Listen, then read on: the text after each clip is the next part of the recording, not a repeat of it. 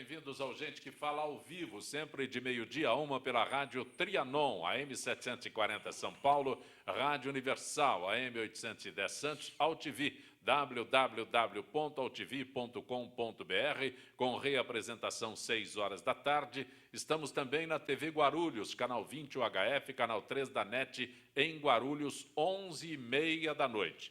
Acesse nosso blog, conheça nossos colunistas e colaboradores, gentequefala.com.br, nossa fanpage, Facebook/programa Gente que Fala. Nós temos para você participar o chat no site da AltV, o WhatsApp 974012235 e ainda o telefone sempre à sua disposição, 50526622.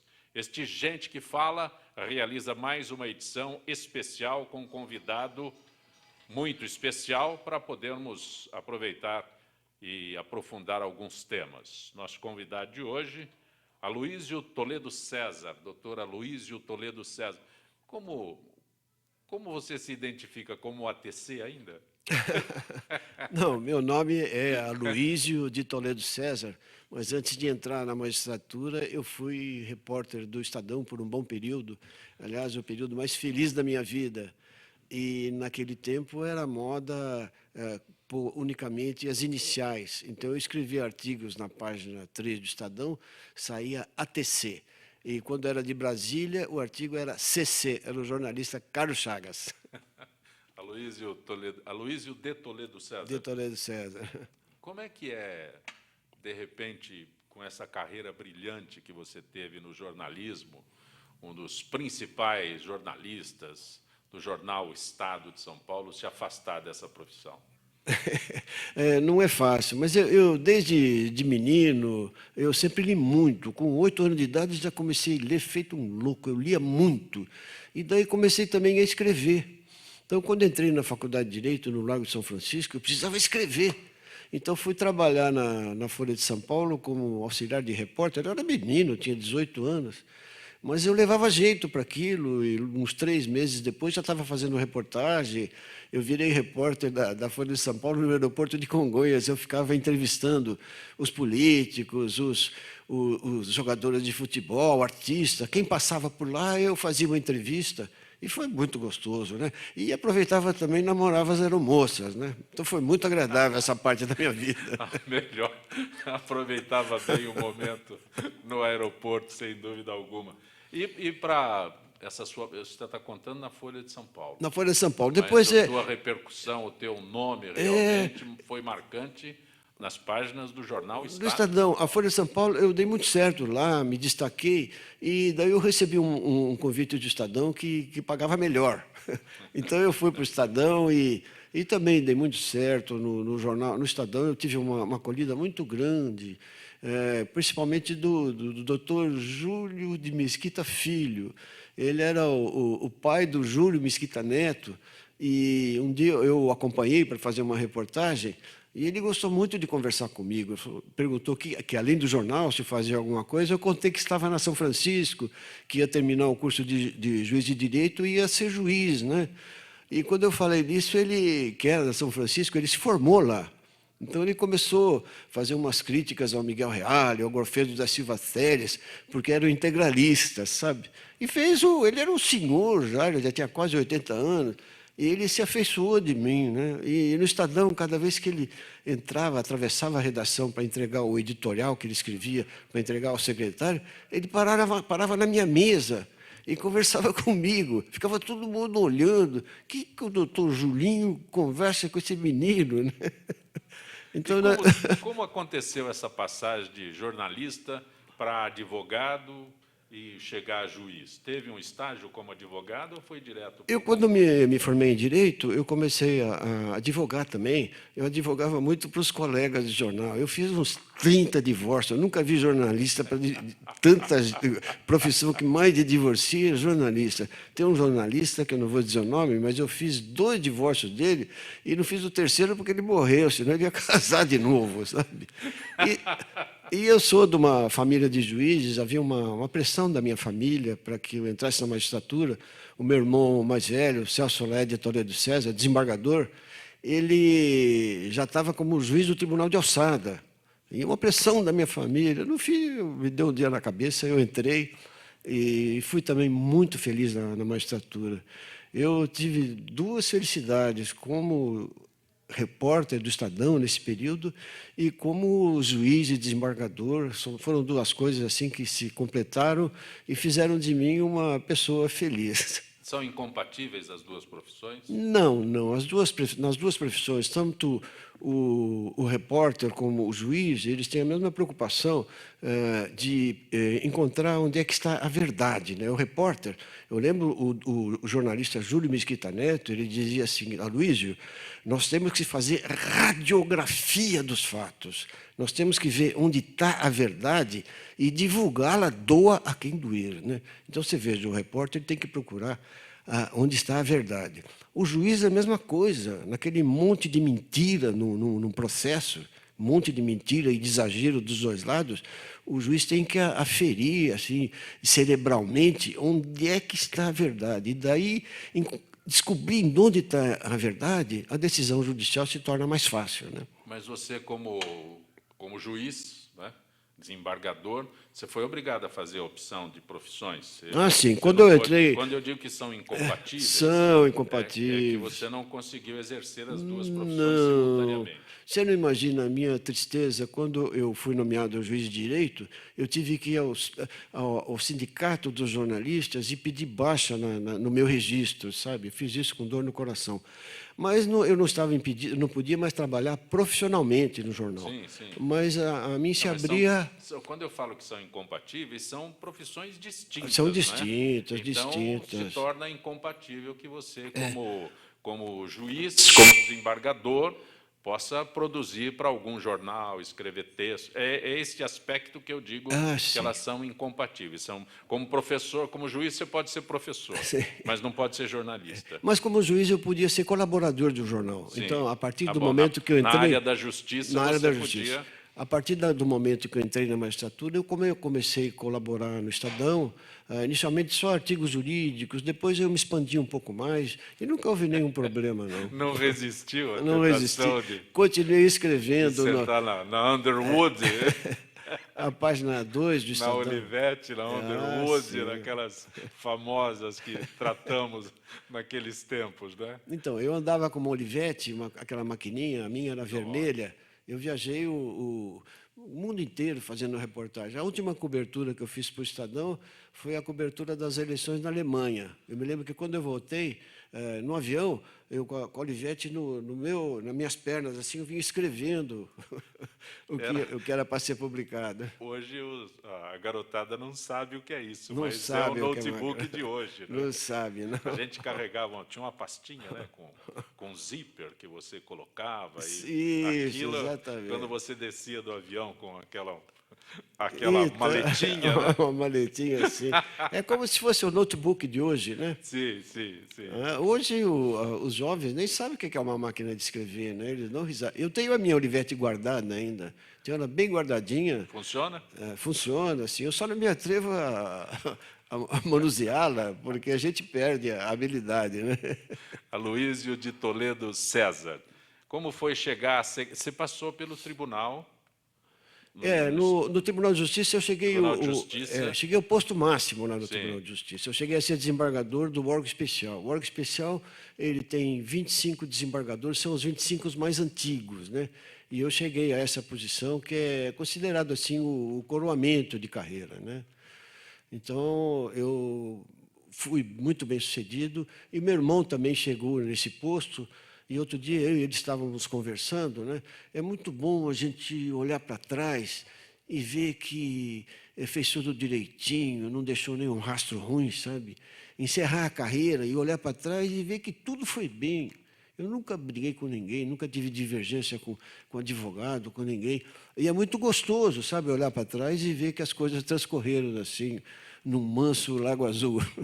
E essa sua, hoje, posição de secretário de Justiça, o nome é longo, né? Secretário de Justiça e Defesa da Cidadania, Defesa da Cidadania, do Estado de São né? Paulo. O governador... Quantas Quantas letras para fazer o título, né? É bastante, né? O governador Geraldo Alckmin, todos os governadores sempre colocaram como secretário da Justiça promotores de justiça, que são pessoas habilitadas, né? O governador Geraldo Alckmin, muitas pessoas fizeram referência sobre o Aloísio de Toledo César, né? Desembargador, e ele também me conhecia pelos artigos que eu escrevia, né? Daí, no final do ano passado, eu fui surpreso com um convite dele. Eu estava na praia com as minhas filhas, em Maresias, no finalzinho de dezembro, né? E quando a gente voltava com as minhas filhas da praia, o porteiro falou: olha, tem um tal de Geraldo aí que já ligou umas 4, 5 vezes, quer falar com o senhor. Eu falei: eu não conheço nenhum Geraldo, o que será esse Geraldo, né? Daí, no outro dia, estava voltando da praia: olha, seu Geraldo está aqui no telefone. Eu falei: pois não, seu Geraldo. Olha, Luiz, aqui é o Geraldo Alckmin, né? Você já tinha tido contato anteriormente Já com profissionalmente. Uma vez ele conversou comigo sobre um assunto jurídico de interesse do governo do Estado. ele? O governador o conversou governador, com o desembargador. com o desembargador.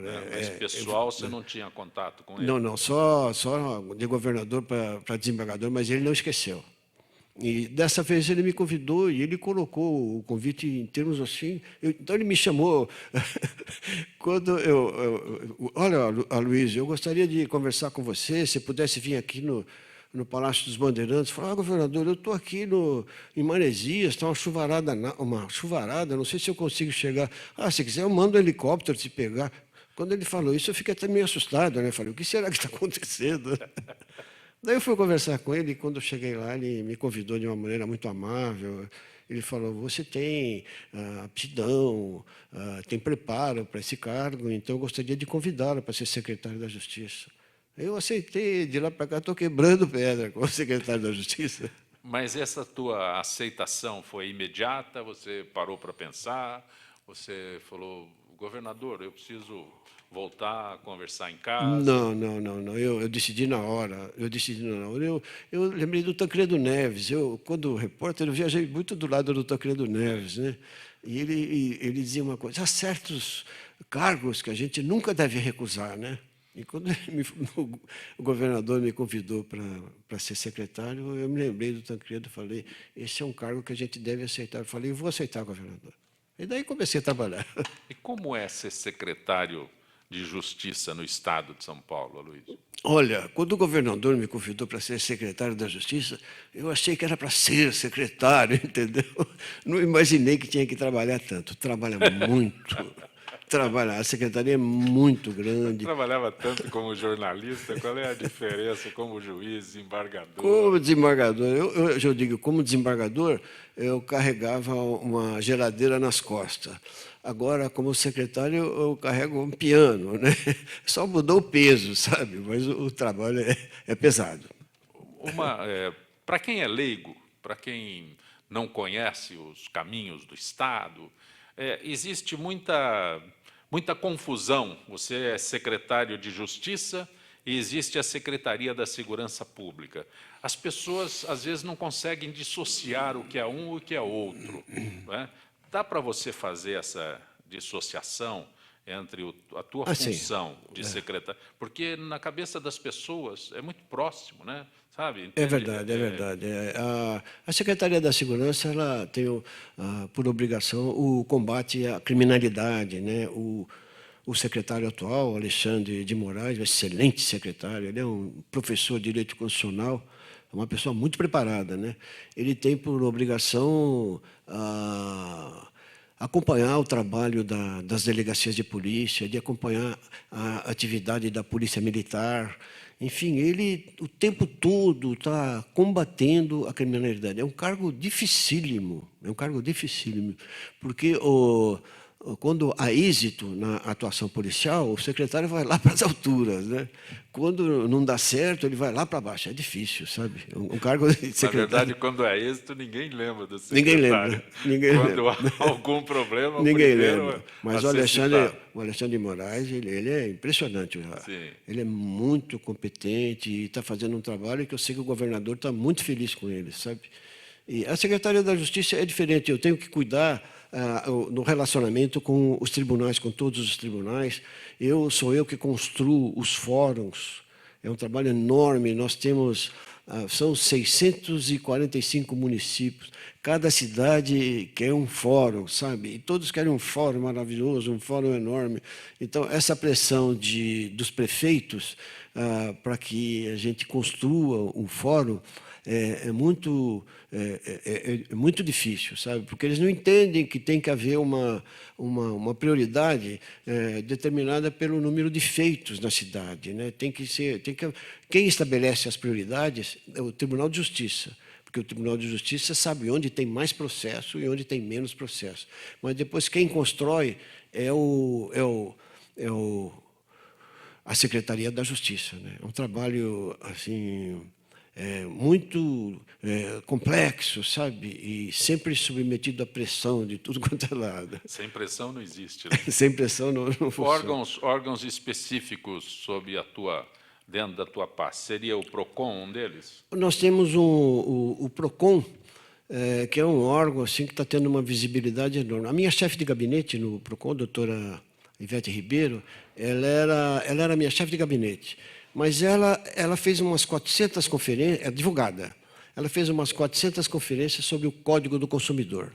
E o governador, talvez as pessoas não saibam, o governador é o autor do Código do Consumidor. Ele que foi o deputado federal, que redigiu o texto, ele que lutou no Congresso Nacional para que o país tivesse o Código do Consumidor, né? E um dia ele me falou, doutora Luiz, põe lá no PROCON uma pessoa que entenda do Código de Consumidor, porque as coisas não estavam indo muito bem lá no PROCON, né? E eu pus essa advogada, e ela está dando show lá. Nossa Senhora, o PROCON, o trabalho que o PROCON está tendo hoje é um trabalho fantástico, e é um órgão que está dando muita visibilidade para o governo, né? A doutora Ivete está o tempo todo dando entrevista às rádios, como essa sua, essa nossa, que eu estou participando aqui agora, a televisão, os jornais, o tempo todo está tendo uma visibilidade muito grande, fazendo um trabalho, eu me sinto orgulhoso disso, sabe? A Fundação Casa também está na A Fundação tua Casa, jurisdição. Posso dizer que está na tua jurisdição? Também. É o lado mais difícil da Secretaria da Justiça, porque nós temos... Veja, uma situação curiosa, né? Nós temos no Rio de Janeiro 1.300 jovens na Fundação Casa, né? Hoje não pode ter mais do que 80 crianças numa casa, o máximo 80. Então, lá no Rio de Janeiro, tem 1.300. São Paulo tem o dobro da população do Rio de Janeiro. Então, seria razoável que aqui nós tivéssemos, por exemplo, 2.600 menores, né? Mas não, nós temos 12 mil menores na Fundação Casa aqui de São Paulo. Isso é terrível, sabe? Porque cada menor custa R$9.000 por mês. Às vezes as pessoas se assustam. Como é que pode uma criança, ou então um adolescente que cometeu um delito, custar R$9.000 por mês? É que não é só da comida. As crianças que estão lá, elas têm que ter amparo psicológico, amparo educacional, amparo de saúde. É um trabalho muito bem feito e que custa caro, sabe? Eu e o governador desenvolvemos um trabalho permanente na linha de conseguir fazer com que os juízes não mandem tantos os menores para a Fundação Casa. Só envie realmente quando não tiver alternativa, sabe? Porque às vezes o menor vai lá para ficar 1 mês, 2 meses, mas lá dentro, às vezes, ele tem a infelicidade de conhecer pessoas que não são as melhores, e, em vez de melhorar, ele deseduca, sabe? Então, é muito difícil o trabalho da Fundação Casa. Nós temos uma diretora lá, a doutora Berenice, que ela é craque. A doutora Berenice está lá há 9 anos e ela está dando um show no trabalho que ela exerce, porque é uma área muito difícil, né? E é uma área também perigosa, porque há quadrilhas que exploravam os menores, né? E essas quadrilhas são perigosas. Uma área muito tensa, né? Uma área muito tensa, assim, sabe? A Luiz de Toledo César, você é secretário de Justiça e Defesa da Cidadania do Estado de São Paulo, né? E nesse item Defesa da Cidadania, você trabalha para auxiliar no combate ao tráfico de seres humanos? Além de outras coisas. É que quando...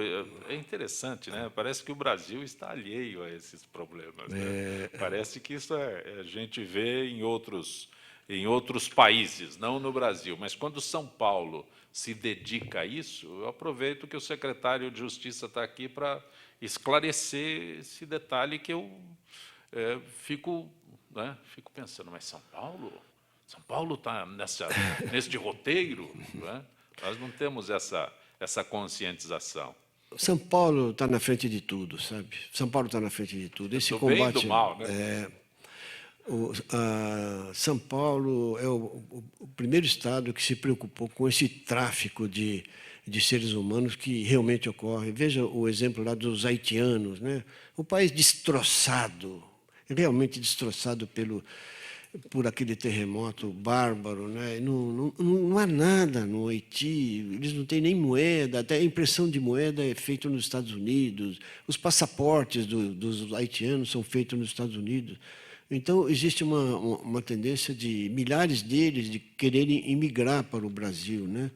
E eles conseguem o passaporte, conseguem o visto no consulado brasileiro do Haiti, mas eles não chegam direto ao Brasil. Eles passam ou pela Venezuela ou pelo Equador e depois chegam no Acre. Este que é o problema, sabe? Lá no Acre nós temos um governador que é do Partido dos Trabalhadores. Ele nem sempre teve o cuidado de conferir a esses infelizes seres humanos uma atenção maior, sabe? Porque, veja, aqui no Brasil, especialmente São Paulo foi construída com o braço do imigrante. Nós temos obrigação moral de receber essas pessoas, de cuidar delas, né? E o governador do Acre, por razões político-partidárias, né, houve um período que ele começou a encher um ônibus de haitianos, né, aqueles negros infelizes que chegam lá com fome, sem ter nada, e chegar e jogar aqui na Praça da Sé de madrugada, no Largo de São Francisco de madrugada. Muitos ônibus desses chegaram assim, terrível, sabe? Aqui em São Paulo nós temos Luiz, o governador colocava esse pessoal nos ônibus lá no Acre, mandava lá no Acre, São Paulo. Mandava vir para São Paulo, eu despejava aqui na rua. Uma semana de ônibus. Na rua. Daí, quando eu assumi a secretaria... Dependendo do tempo, das condições de tempo, isso vai a 10 dias. Uns 3 ou 4 dias. Sim, mas dependendo do tempo das estradas, né? Por isso que eu falo uma semana, 10 dias, né?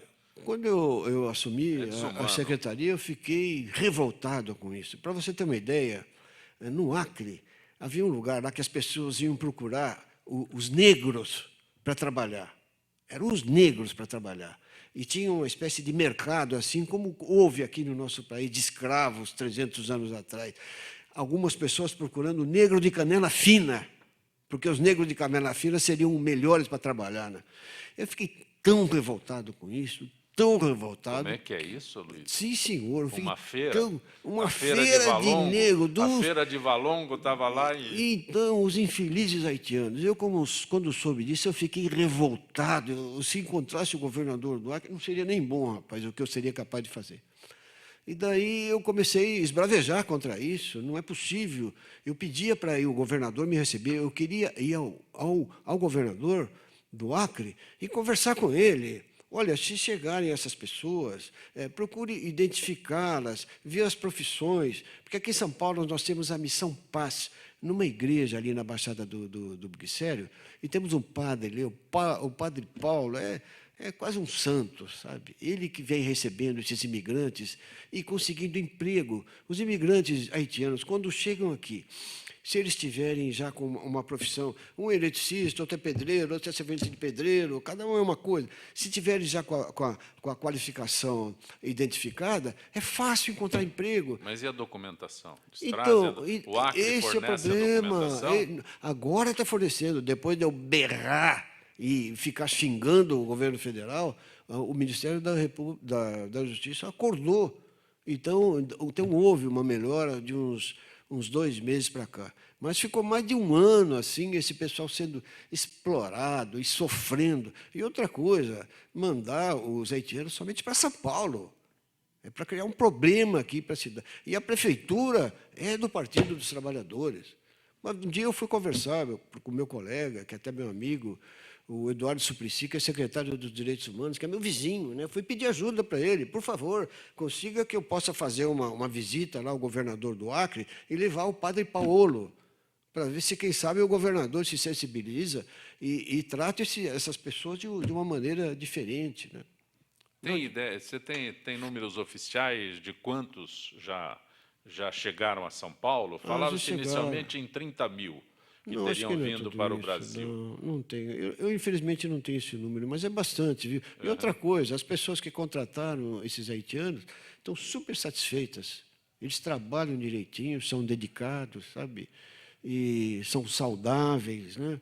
Então, mas além dos haitianos, tem chegando também muitos outros imigrantes de países Esses países que da África, né? esses países que estão com problema estão chegando à Europa neste momento que você se refere, os africanos também estão vindo para cá? Vieram muitos assim, mas não é mais da África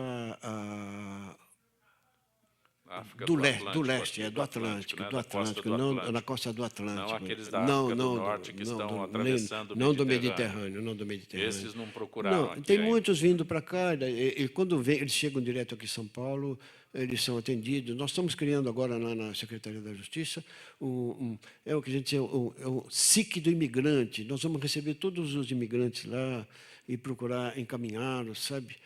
E estamos recebendo a identificação, seria isso. Nós estamos lutando com a burocracia do governo federal, né? Para o governo federal dar uma carteira de trabalho para um imigrante, vocês não imaginam.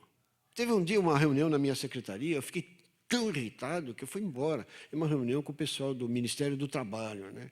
Para marcar uma audiência para um imigrante, demorava quase um mês. E depois mais um mês para ele receber a carteira. E esse sujeito solto aí, né? 2 meses ao léu. Ao léu, é um absurdo, né? Mas tanto eu esbravejei e agora está havendo alguma melhora. Sabe? Parece que acordaram. Como houve agora com a nossa economia ontem, né? De resolverem cortar gastos, né? Depois de tanto tempo, acordaram e agora estão tentando ajudar. Mas, mesmo assim, a expedição da carteira do trabalho é uma luta, é um parto, sabe? A gente vai falar sobre isso daqui a pouquinho, Tá o nosso bom. Gente que Fala, mas a gente quase não se contém nessa história toda. Nossa Né? Senhora. E você, Aloysio, segundo informações que a gente recebe, é o secretário que acompanha o governador em todas as viagens pelo Estado. O governador ele viaja muito para o interior e eu, com muita frequência, sou convidado para ir com ele. Nós, na Secretaria da Justiça, nós fazemos também um trabalho muito importante. O Estado de São Paulo, eu falei que está na frente de tudo, não tenho dúvida, São Paulo é um oásis em relação ao resto do Brasil. É o único Estado que está fazendo uma reforma agrária. É uma coisa lindíssima. Cada vez que o judiciário considera devoluta uma área, que julga devoluta uma área, o Estado de São Paulo, em vez de pegar para si essa área, ela passa a conceder para os assentamentos, sabe?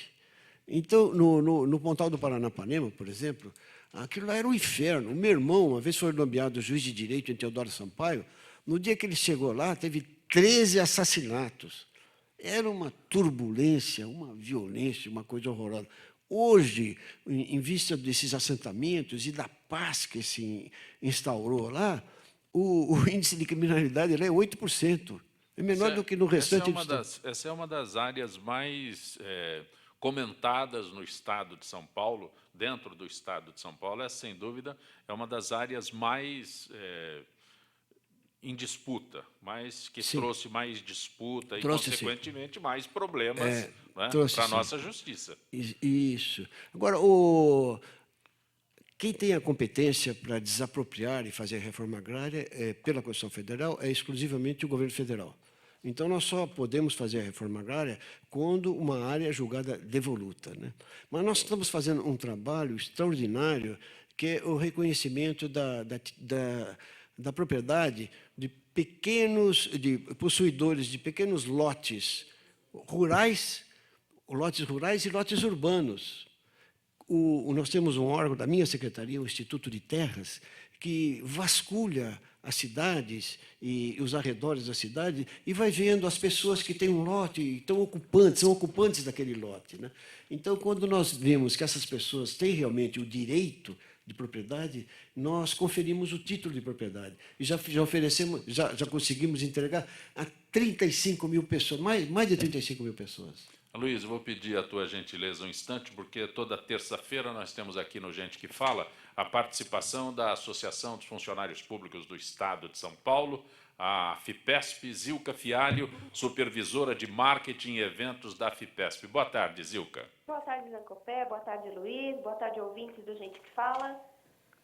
Zilka, nosso assunto de hoje é sobre a determinação da ANS, Agência Nacional de Saúde Suplementar, sobre a alienação compulsória da carteira de beneficiários da Unimed Paulistana, que deverá ocorrer em até 30 dias. O que significa alienação compulsória da carteira? Olha, trata-se da transferência obrigatória da carteira de beneficiários de planos de saúde de uma operadora para outra operadora. Essa medida é determinada pela Agência Nacional de Saúde Suplementar, a ANS, quando há um risco econômico e assistencial que compromete a qualidade e a continuidade do atendimento. E qual o papel da ANS nessa alienação compulsória? Olha, a ANS, como órgão regulador e fiscalizador do mercado de saúde suplementar, tem como finalidade promover a defesa do interesse público na assistência suplementar à saúde, regulando as operadoras e contribuindo para o desenvolvimento das ações de saúde no país.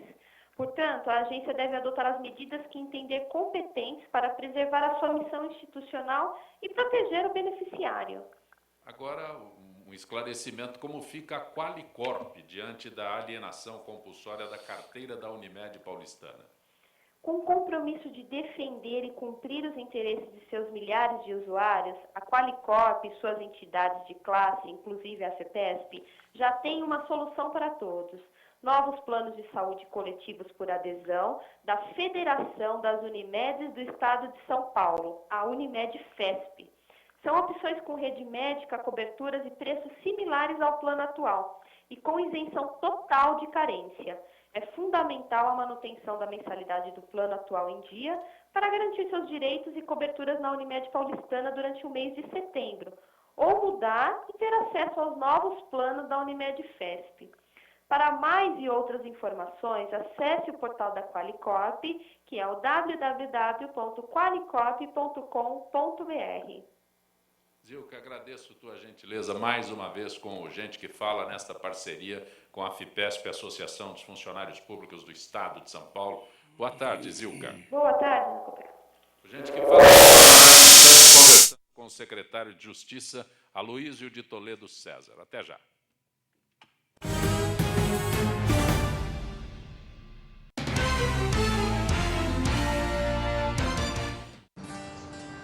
Espécies da Mata Atlântica.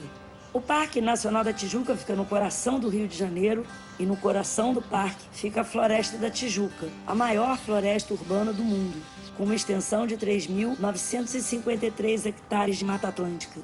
Aqui existem várias espécies, cada uma com um importante papel no ecossistema.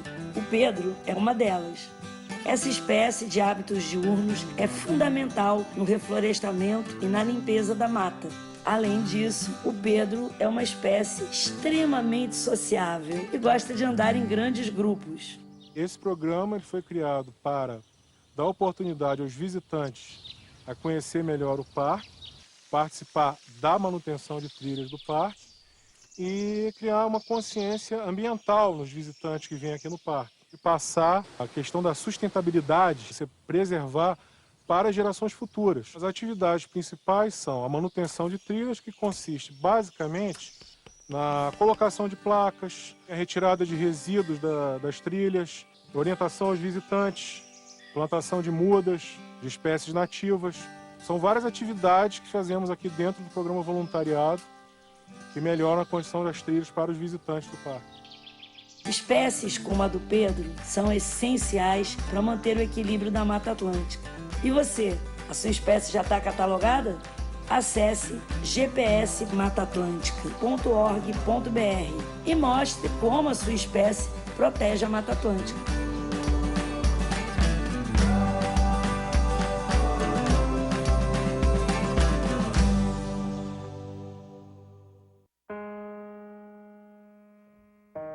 Olá, meu nome é Lucas e eu vou contar minha história para vocês.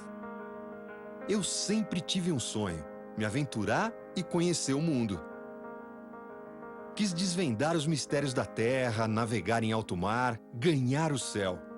Era tanta vontade de fazer tanta coisa que eu nem sabia por onde começar. Foi quando descobri que, antes de tudo, eu ainda tinha um grande desafio pela frente. Eu precisava nascer. Não dava para realizar meus sonhos preso na barriga da minha mãe.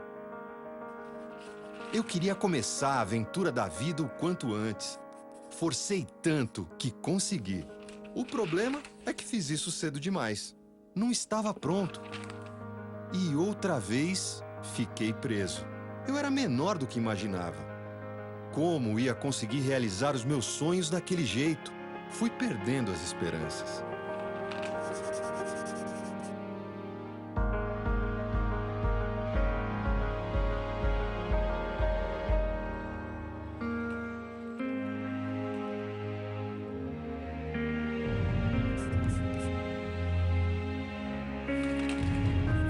Foi quando descobri que tinha uma coisa que podia me ajudar muito: leite materno. Mas a minha mãe ainda não podia me dar. E com a doação de outras mulheres, eu poderia ser salvo. E foi assim, com a ajuda delas, que eu consegui crescer e ganhar força para a aventura da vida. Inclusive, essa aventura não pode parar. Precisa ser aproveitada a cada segundo. E você também pode fazer sua doação compartilhando essa postagem.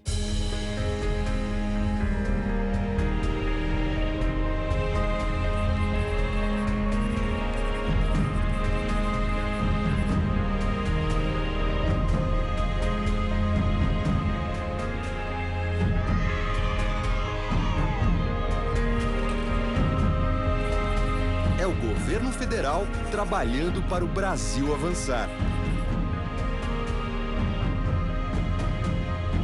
Ministério da Saúde, Governo Federal.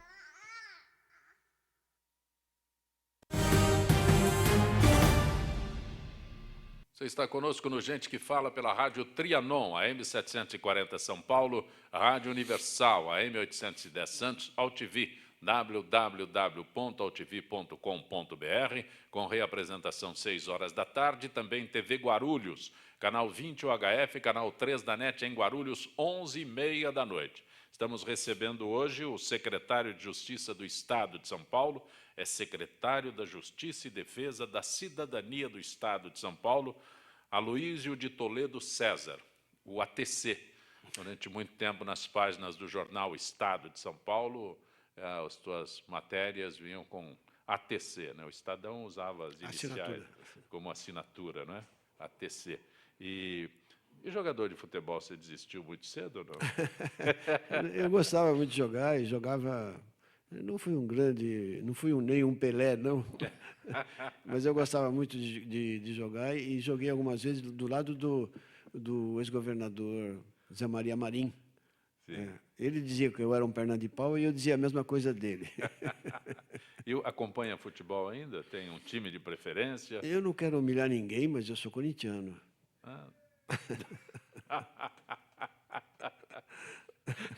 Vamos encerrar a entrevista, Fausto? O Fausto, como palmeirista, já tá bom. Aloísio, você acompanhou, sem dúvida alguma, os anúncios do governo federal sobre, eu não sei se são cortes, né, mas sobre a readequação da economia, essas medidas. O jornalista parou para pensar? Eu acompanhei ontem, eu assisti na íntegra a entrevista dos dois ministros que fizeram esse anúncio, né? Eu lamento que o governo federal tenha acordado tão tarde para a realidade que nós estamos vivendo, né? Foi necessário aquela agência americana rebaixar a nota do Brasil para ele sair para a rua e fazer alguma coisa. Eu vi, inclusive, o Delfim Neto ontem, que é um ministro da Economia que teve tanto sucesso quando ministro no Brasil, né? ele dizendo isso, a falta de habilidade é gigantesca e é assustadora. Por que eles demoraram tanto para dizer o que precisa ser feito, né? Outro dia, sábado, numa viagem com o governador Geraldo Alckmin, ele fez uma afirmação que me pareceu muito importante. Ele disse que o governo federal, o que ele gasta, não cabe no PIB. Realmente não cabe no PIB. E por isso, exatamente para não ser igual o governo federal, o Geraldo Alckmin faz exatamente o contrário, né? Aliás, outro dia eu vi uma cena muito engraçada. Houve uma inauguração de casas no interior de São Paulo, e o governador era um homem educado, né? Ele estava do lado da presidente Dilma, choveu, ele pegou um guarda-chuva e protegeu. Saíram os dois protegidos pelo mesmo guarda-chuva, né? Essa fotografia foi publicada em todos os jornais, né? E eu, olhando aquela fotografia, eu falei, meu Deus, eu nunca vi duas pessoas tão diferentes, dois governos tão diferentes debaixo do mesmo guarda-chuva, né? São Paulo é exatamente o oposto. O governador Geraldo Alckmin está desenvolvendo um esforço enorme para que não falte dinheiro no Estado de São Paulo. Ele mandou cortar tudo, até diminuir salário de secretário. Até isso, tudo ele está diminuindo. As classes de servidores, todas estão lutando por um reajuste que é razoável, é compreensível, né? Mas o Estado de São Paulo está deixando de arrecadar milhões por causa do ICMS que caiu em função da incompetência do governo federal, que está levando o país para um buraco, né? Mas você parou para analisar nessas medidas anunciadas ontem pelos ministros? Me parece que não tem corte, né? Só tem aumento de imposto. Eu estou procurando os cortes, eu estou procurando a contenção de despesa. Quando você diz que o governador Alckmin reduziu os gastos... Exatamente, para caber dentro do orçamento do Estado de São Paulo. Mas nessas medidas anunciadas pelo governo federal, os ministros que lá estavam, eu estou tentando achar onde está a redução, porque congelar salário de funcionário público, né, tirar investimento, né, porque você encerrar, você reduzir Minha Casa Minha Vida, você não está cortando nada, você está deixando de investir. Então, eu estou querendo entender, né, o alcance dessas medidas, além do fato de congelar salário. Eu não sou funcionário público, mas, você, como jornalista, você começa a procurar onde é que está, não é? Sabe? Então, esquecendo o secretário, mas o jornalista conseguiu achar, eu estou tentando isso. Eu percebo que eles estão querendo cortar gordura, mas não cortar na carne. Sim. O governador Geraldo Alckmin está cortando na carne. E é diferente, é muito diferente. Veja que, além de não estarem cortando só gordura, estão tendo uma inabilidade monstruosa, porque essa proposta de aumentar impostos, o CPMF, depende do Congresso Nacional. Então, eles vão estimular uma guerra no Congresso Nacional que repercute contra quem? Exatamente contra o governo. O governo não tem mais apoio nenhum no Congresso Nacional, nem do PT, é uma meia dúzia de petistas que apoiam hoje a presidente Dilma. Ela está praticamente isolada. Quem está dando apoio à presidente Dilma é o meu querido colega de Faculdade de Direito, Michel Temer. Ele que está tendo... Mas ela não quer. Hein? Mas ela não quer. Parece não querer. Ela não sei... Ela não quer. É uma coisa incrível. Ela está num isolamento cada vez maior. Veja como ela retardou tanto para fazer alguma coisa, que hoje o dólar subiu e a bolsa também... O dólar caiu e a bolsa subiu. Bastou uma única medida, que não é das melhores, né, mas bastou eles mostrarem a disposição de trabalhar, que já houve uma mudança no espírito das pessoas, né? O Brasil é muito forte, é a 7ª economia do mundo, né? Eu acredito que, se atravessarmos esse período tão difícil, que deve demorar pelo menos um ano e meio, o país se recupera. Mas a presidente ela não tem habilidade de evitar os confrontos no Congresso Nacional.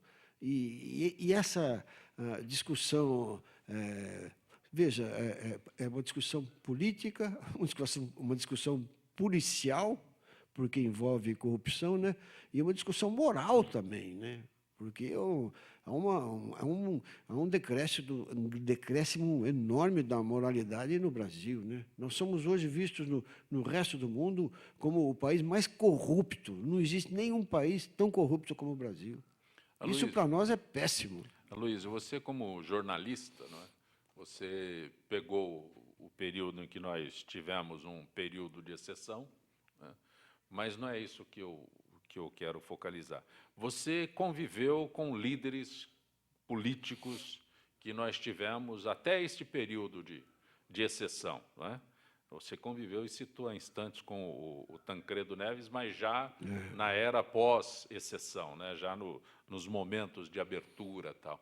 Este cenário que nós temos hoje no Brasil, quando a gente cita a presidente Dilma, a gente nota um vazio de lideranças políticas. Eu estou certo quando eu faço uma análise dessa? Está certíssimo. Não tem surgido novas lideranças no nosso país, né? O lado positivo que eu vejo é de nós termos realmente, hoje nós somos uma democracia, né? Então, essas pessoas que... Deixa eu acrescentar só um outro detalhe, porque este período de exceção que nós vivemos criou um vazio muito grande, não é? Então, durante esse período aí, que vamos colocar dessa forma, nós só tivemos o surgimento de dois líderes, o Maluf e o Lula, a direita e a esquerda. Só sobressaíram esses dois. Outros arremedos vieram nessa... E até porque todos aqueles anteriores reassumiram depois que voltaram, quando houve a abertura. Então, esse vazio não foi preenchido, porque é normal que se renove essas lideranças todas, né? Então, é por isso que eu coloquei eu não quero que você concorde nem que discorde e tal, mas é uma análise que eu faço sobre esse cenário hoje e vejo que a Dilma está encurralada, porque ela não é a liderança que se imaginava, e não aceita, não sei qual é a colocação que se pode fazer disso. Eu acho que nós tivemos, sim, logo após a ditadura, lideranças muito expressivas, como Ulisses Guimarães, Mário Covas, Franco Montoro. Que retornaram, né? Reassumiram o papel que reassumiram o papel, né? No período da ditadura, é importante lembrar uma coisa curiosa, né? Os militares, eles cometeram o erro de assumir o poder, né? Mas houve um determinado momento que eles estavam para devolver. Exatamente neste momento que eles estavam para devolver o poder aos civis, e eu acompanhei isso, eu era um menino, eu era repórter, mas eu que estava acompanhando de perto isso, e nunca mais me esqueci. Os radicais, contra esse governo, jogaram uma bomba no Segundo Exército, e matou o menino Mário Cosel Filho, menino de 18 anos que estava ali de sentinela, né? Nesse momento, então, os militares se reuniram novamente e falaram: como é que nós vamos devolver o poder para esses loucos, né?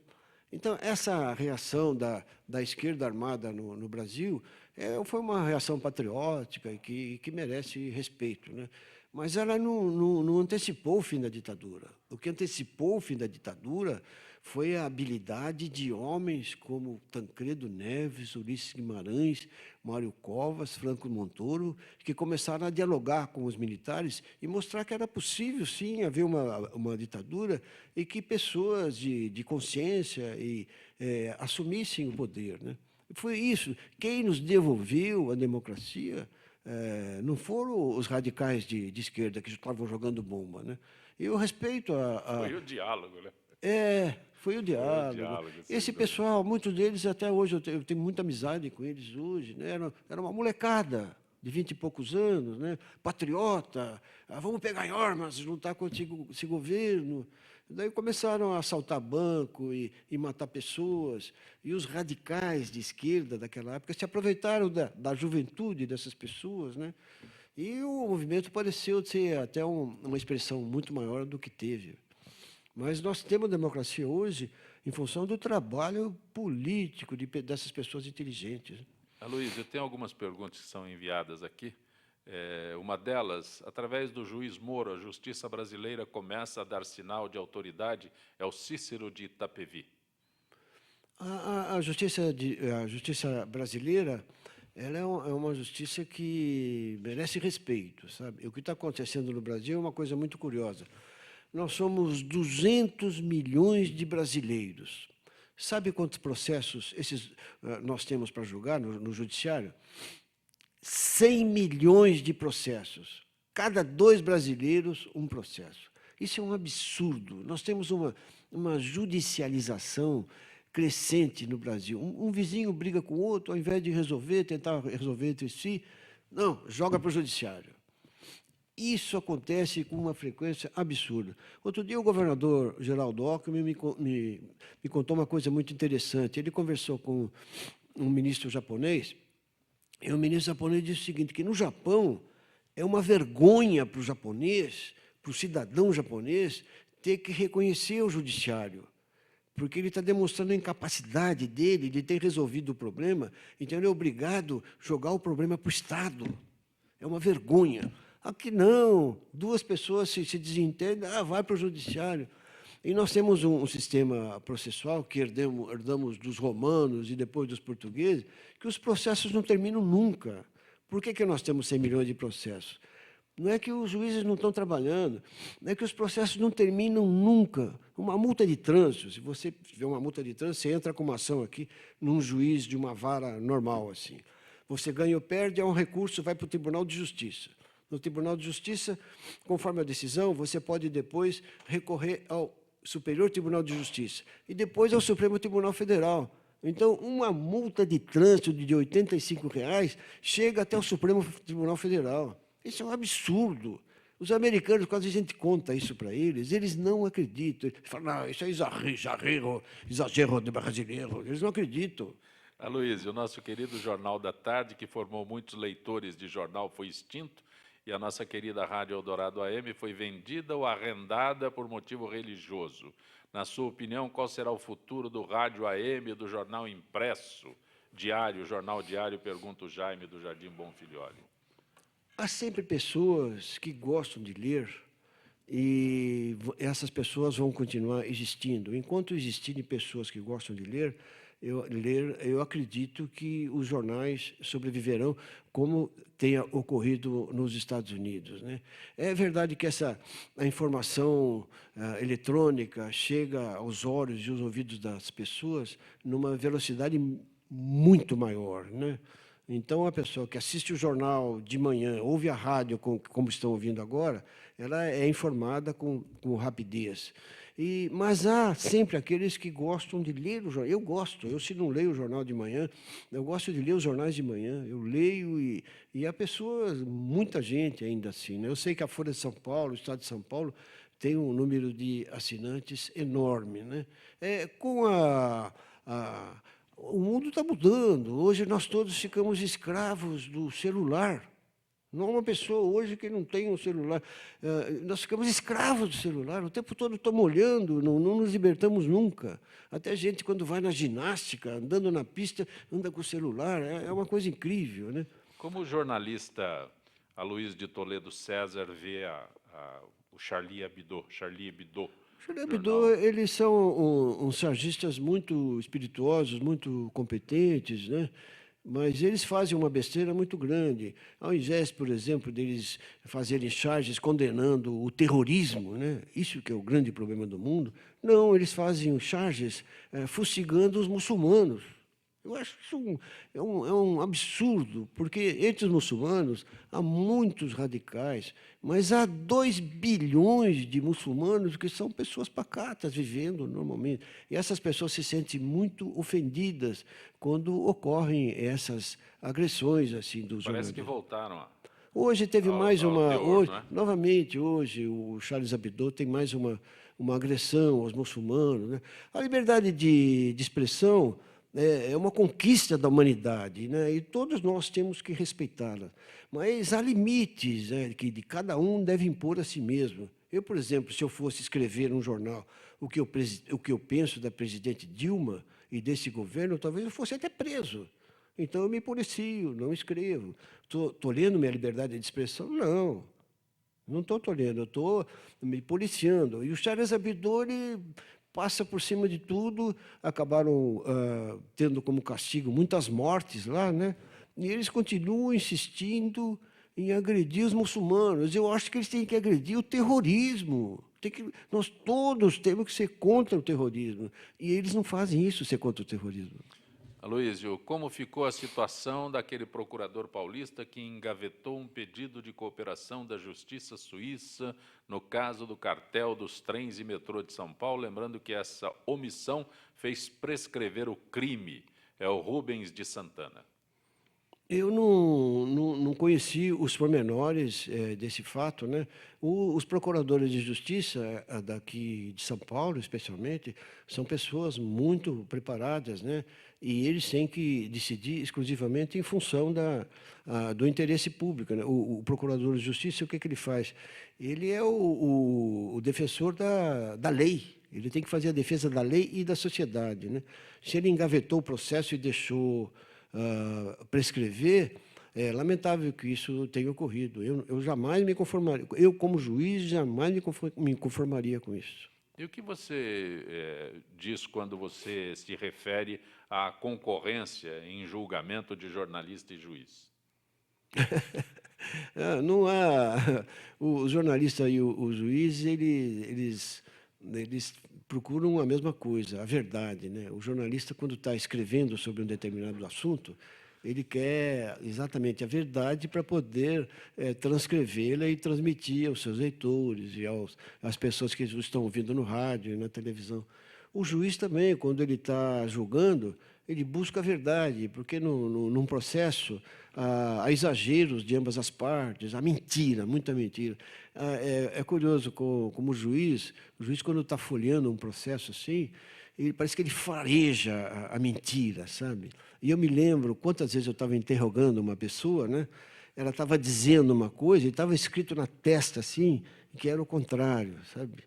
Então, tanto o juiz, tanto o jornalista como o juiz buscam a mesma verdade. O juiz, depois, quando ele encontra a verdade, daí ele aplica a lei e o direito, se torna uma decisão, fica muito mais fácil a decisão. A sua análise da utilização da videoconferência num julgamento, depois do que você acabou de dizer, que você olha olho no olho ali e tem uma sensibilidade. A videoconferência não permite. Esse contato pessoal é muito importante, né?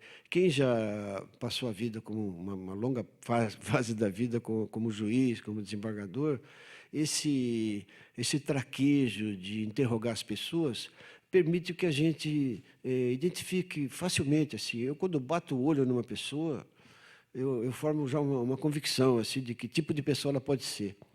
Às vezes me engano, mas a maior parte das vezes eu acerto. Você já mediu as milhas que você viajou com o governador neste período de secretário? Olha, o governador... Há instantes você declarou aqui que é o secretário que mais acompanha o governador nas suas viagens pelo interior. O governador é impressionante, né? São Paulo tem 645 municípios. O governador ganhou a eleição em 644. Só perdeu em um município. E no dia 2 de janeiro, que ele assumiu o 4º mandato, a eleição tinha sido 2 meses antes, ele já começou a correr de novo o estado de São Paulo. Não é para pedir voto, não. Ele vai em cada cidade para ver o que as pessoas querem. É uma coisa impressionante. Nesse fim de semana, como jornalista, já tinha feito uma peregrinação dessa? Não, eu estou surpreso. Não. Nessa viagem que eu fiz com ele sábado, nós fomos em 5 cidades, fomos 2 cidades que tinham 2.500 habitantes. São as menores cidades do estado de São Paulo. E ele vai lá, ele confere a mesma atenção, como se fosse uma Guarulhos, um Osasco, sabe?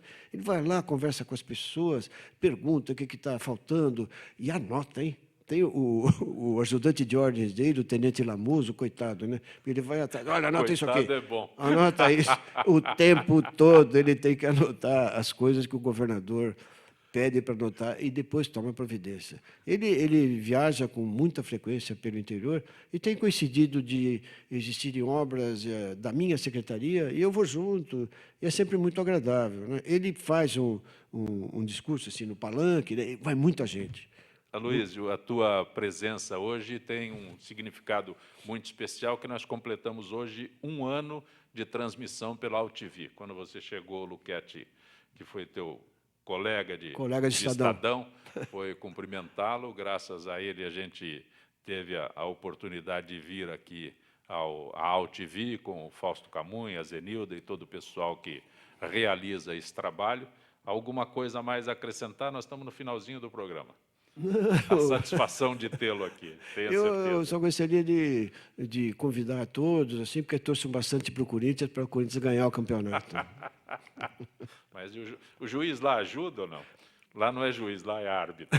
Deixa eu contar uma coisa interessante, né? Um dia eu peguei um táxi, né? Estava conversando com o motorista, batendo um papo, né? Ele falou: o que você faz? Eu falei: eu sou juiz. Ele falou: pô, que legal, hein, juiz? Você já apitou no Pacaembu? Aloysio, um grande abraço. Grato por ter atendido a gentileza, o convite do Fausto Camunha para poder participar conosco aqui no Gente que Fala. Muito obrigado. Eu me sinto muito honrado de ter vindo aqui, de encontrá-los e de ver o meu querido amigo Fausto Camunha. Uma revelação pessoal. O jornalismo sente muito a tua falta. Muito obrigado. Os textos fazem falta nos jornais, independente de onde você os possa publicar. Gente que Fala tem a direção do jornalista Fausto Camunha, diretora de produção Zenilda Salvato, redação Raela Brandão, Pedro Schiavon, na pauta José Carlos Sicarelli, produção cultural Ricardo Godoy, na rádio Trianon, Neildo Neres, Cléo Rodrigues, Benebenê e Ricardo Valim, na direção da AltV Alberto Luquete, na técnica James Eduardo, Marcelo Fontan, Sérgio Oliveira e Iago Matsumoto. Estaremos de volta amanhã, meio-dia. Gratos, até lá.